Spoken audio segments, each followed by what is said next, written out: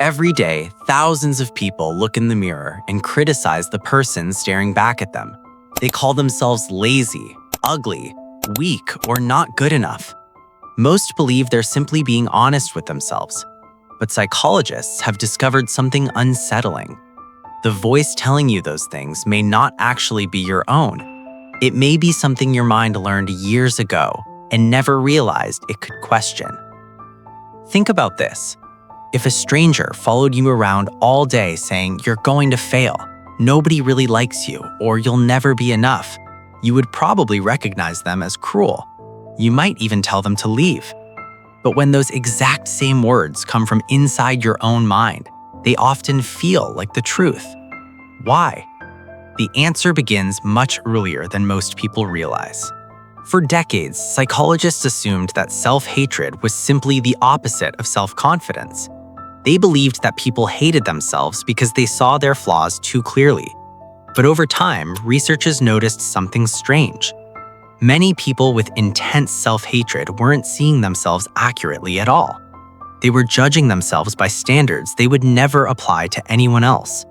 Imagine two people making the exact same mistake at work. One thinks, "That was embarrassing, I'll do better next time." The other thinks, "Of course I ruined everything, I'm such an idiot." The event is identical. The reaction is completely different. The difference isn't intelligence, success, or talent. It's the voice interpreting what happened.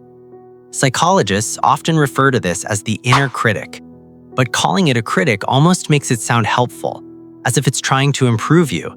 In many people, it behaves less like a teacher and more like a prosecutor. It ignores every success, remembers every failure, and treats small mistakes as proof of permanent flaws. What's fascinating is that this voice rarely appears out of nowhere. Like every language you speak, your inner voice had to be learned. Developmental psychologists have long observed that children don't begin life criticizing themselves. Babies don't feel ashamed for falling while learning to walk. Toddlers don't call themselves failures because they can't tie their shoes. They simply try again. Somewhere along the way, that changes. As children grow, they slowly build their understanding of who they are. But they don't create that understanding alone. They borrow it from the people around them. A child who repeatedly hears, "You're so thoughtful," may eventually believe they are a caring person. A child who constantly hears, "Why can't you ever do anything right?" may begin believing that mistakes aren't something they make, they're something they are. This process is known in psychology as internalization. At first, criticism comes from the outside. A frustrated parent, a harsh teacher, a bullying classmate. Sometimes even impossible expectations that were never spoken aloud, but were constantly felt. Over time, the brain no longer needs those voices to be present. It learns to repeat them automatically. It's an extraordinary adaptation. Your brain is designed to predict danger before it happens.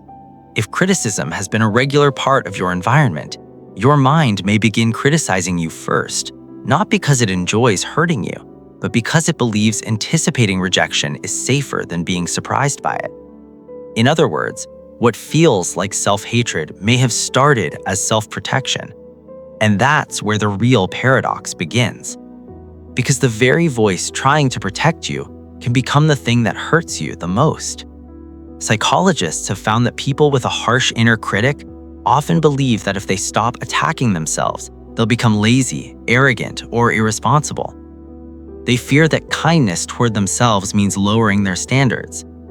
But research over the past 2 decades has suggested almost the opposite. The people who treat themselves with compassion after failure are often more willing to learn, more resilient after setbacks, and more motivated to improve, not because they ignore their mistakes, but because they don't confuse a mistake with their identity. And that raises an even deeper question.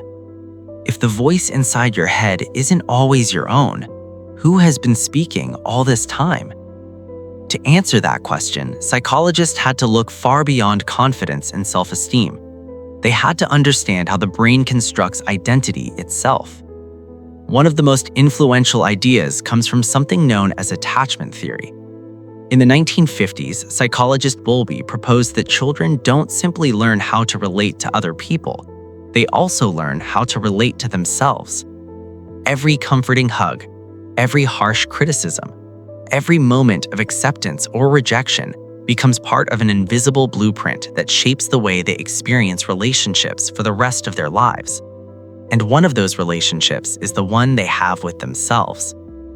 Imagine growing up where love feels unpredictable. Sometimes you're praised, sometimes you're ignored, sometimes affection depends on how well you perform. A child living in that environment can't simply leave. Their brain has only one option: adopt. So it begins asking a dangerous question. What do I need to become so people won't stop loving me? That question doesn't disappear when childhood ends. It quietly follows people into adulthood. Suddenly, every mistake feels like evidence that they're becoming unlovable again. Every criticism sounds larger than it really is. Every rejection feels familiar, not because it proves they're worthless, but because it confirms a story their brain has been rehearsing for years. Neuroscientists have discovered something equally fascinating. Your brain doesn't treat emotional pain as something completely separate from physical pain.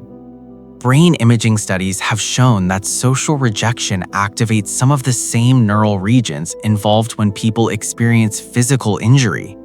To your brain, exclusion isn't just emotionally unpleasant, it's a threat. For most of human history, being rejected by your group could mean losing protection, food, and ultimately your life. Our ancestors survived because they belonged. Evolution rewarded brains that paid close attention to signs of rejection. That ancient survival system still exists inside you today.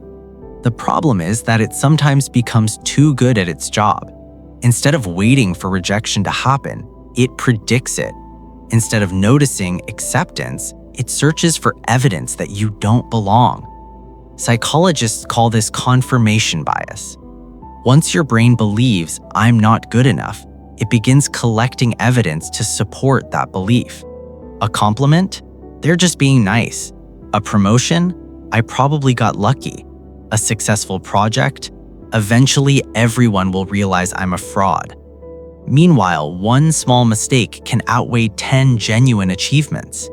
It's like trying to see the world through a window that's been painted with only one color. No matter what happens, everything seems to confirm the same conclusion. But perhaps the strangest part is this. People who hate themselves are often incredibly compassionate toward everyone else. They forgive their friends. They encourage strangers. They understand that everyone makes mistakes. Yet, somehow, they refuse to extend that same understanding inward. Psychologist Kristin Neff has spent years studying this contradiction. Her research suggests that self-compassion isn't about pretending everything is fine or convincing yourself you're perfect. It's about recognizing that imperfection is one of the few experiences every human being shares. Failure isn't proof that you've fallen outside humanity, it's proof that you're part of it. And yet many people resist that idea because somewhere deep inside, they believe self-criticism is the price of self-improvement. If I'm hard on myself, I'll work harder. If I forgive myself, I'll become weak.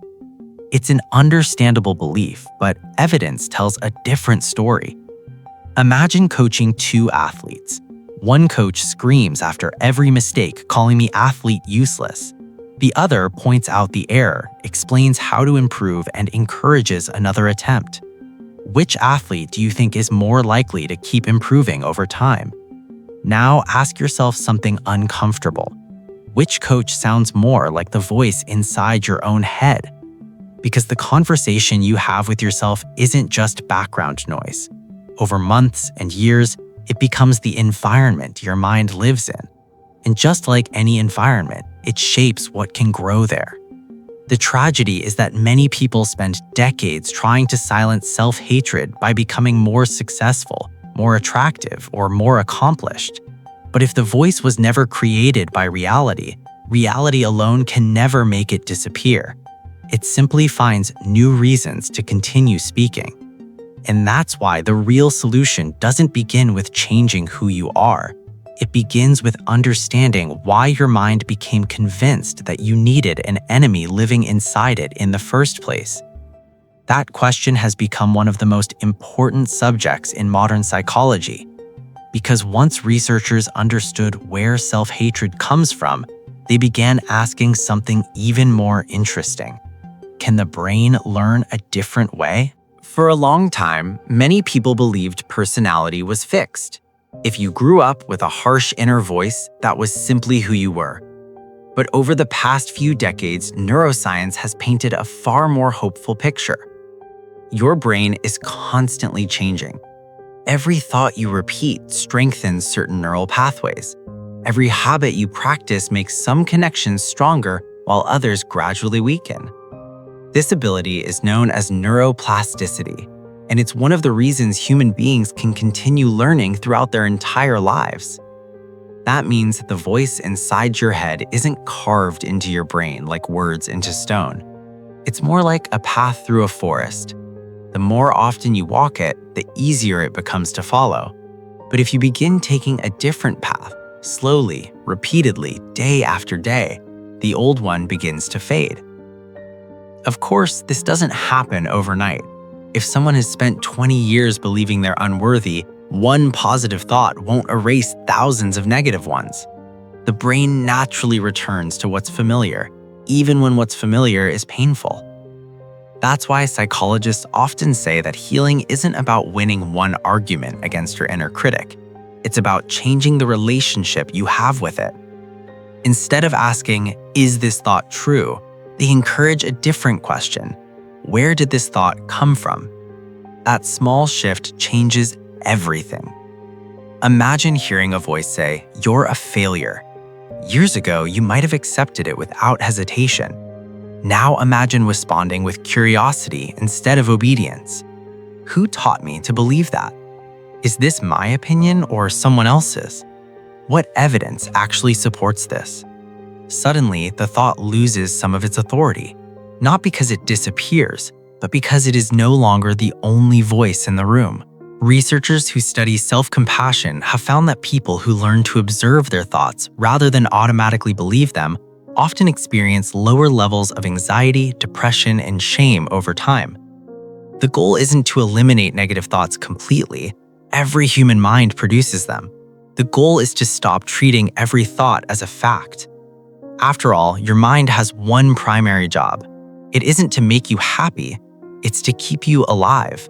And sometimes those two goals are very different. A brain shaped by fear will often choose familiar pain over uncertain growth. It will tell you not to apply for the job because rejection might hurt. It will tell you not to start the relationship because heartbreak is possible. It will tell you not to speak up because someone might judge you. From the brain's perspective, avoiding risk feels like success, but from a human perspective, avoiding life often becomes its own kind of suffering. Perhaps that's why one greatest misunderstandings about self-hatred is believing it reflects reality. It doesn't. It reflects history. It reflects old experiences, old fears, old environments, and old survival strategies that your brain never realized had expired. The voice isn't proof of who you are, it's evidence of what you've been through, and those are not the same thing. Think back to the beginning of this video. Every day, countless people stand in front of a mirror and mistake self-criticism for honesty. They believe that being cruel to themselves is the same as seeing themselves clearly. But honesty and cruelty have never been the same thing. A scientist can describe reality without hatred. A teacher can correct mistakes without humiliation. A friend can tell the truth without destroying someone's dignity. The same can be true for the relationship you have with yourself. You don't need to pretend you're perfect. You don't need to ignore your flaws, but you also don't need to become your own lifelong enemy. Because the most important conversation you'll ever hear isn't the one other people have about you. It's the one that never stops inside your own mind. And maybe the goal was never to silence that voice completely. Maybe the goal is to make sure that when it speaks, It finally sounds like someone who's trying to help you grow, instead of someone who's been trying to convince you that you were never enough. For years, you may have believed that self-hatred was simply part of your personality, but psychology suggests something very different. It may have been a habit, a survival strategy, a story your mind learned before you had the chance to question it. And if it was learned, then slowly and patiently, it can also be unlearned.